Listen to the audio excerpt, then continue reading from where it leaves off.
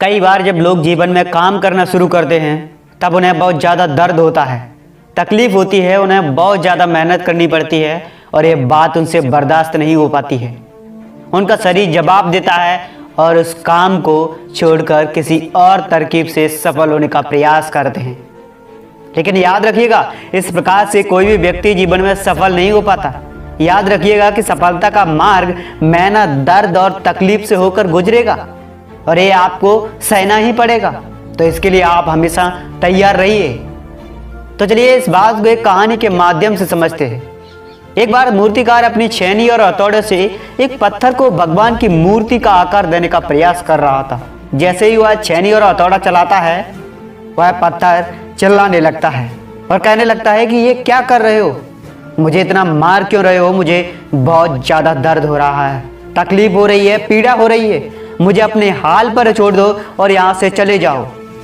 मूर्तिकार ने उस पत्थर से कहा, मुझे बहुत अच्छे से पता है कि तुमको बहुत ज़्यादा दर्द हो रहा है, तकलीफ हो रही है और तुम बहुत ही ज़्यादा पीड़ा में हो, लेकिन यदि आज तुमने इस दर्द को नहीं सहा, इस तकलीफ को नहीं सहा, तो जीवन भर तुम यहीं इसी प्रकार पड़े रहोगे।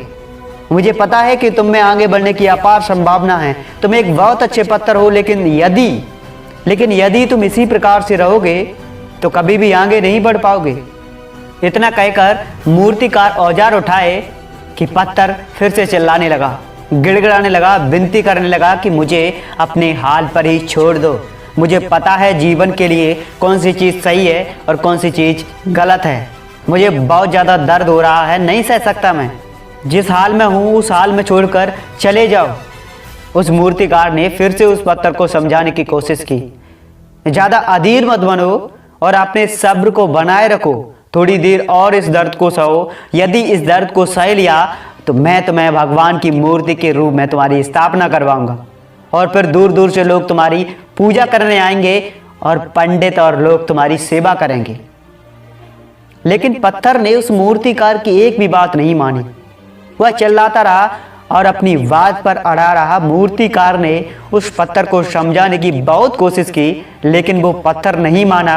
अब मूर्तिकार भी थक चुका था और वह उस पत्थर को छोड़कर आगे बढ़ गया और थोड़ी दूर चलकर उसे एक बहुत अच्छा पत्थर वहां पड़ा हुआ दिखाई दिया। उसने छेनी और हथौड़ा उठाई और उस पत्थर को मूर्ति बनाने के लिए तैयार हो गया। मूर्तिकार ने छेनी और हथौड़े का बार दूसरे पत्थर पर जारी रखा। दूसरे पत्थर को भी दर्द और तकलीफ हुई, लेकिन उस पत्थर ने बर्दाश्त किया और देखते ही देखते थोड़े समय बाद उस पत्थर ने भगवान की मूर्ति का रूप धारण कर लिया। थोड़े दिन बाद उस मूर्ति की एक मंदिर में स्थापना हो गई। धीरे धीरे करके लोग वहां पूजा करने आने लगे। लोगों की मन्नतें वहां से पूरी होने लगी और वह मंदिर बहुत ही ज्यादा प्रसिद्ध हो गया। अब धीरे धीरे करके दूर दूर से गांव के लोग वहां पूजा पाठ करने के लिए आने लगे। फिर एक दिन एक पत्थर को उसी मंदिर में लाया गया और उसे एक कोने में रख दिया गया। अब लोग आते और उस पत्थर पर नारियल फोड़ते। ये और कोई नहीं बल्कि वही पत्थर था जिसने दर्द को नहीं सहा था। अब वो पत्थर मन ही मन बहुत ज्यादा पछता रहा था, दुखी हो रहा था और अपने आप से कह रहा था कि काश मैंने उस दिन उस दर्द को, उस तकलीफ को सह लिया होता तो आज लोग मेरी भी पूजा करते।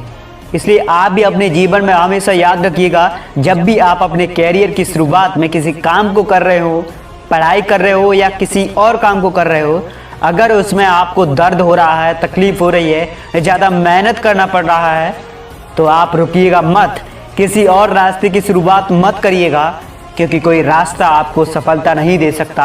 आपको उस दर्द को, उस तकलीफ को सहना ही होगा और इस दर्द को, उस तकलीफ को सहकर आप ज़्यादा मजबूत बनोगे और आप अपने जीवन में आगे बढ़ पाओगे।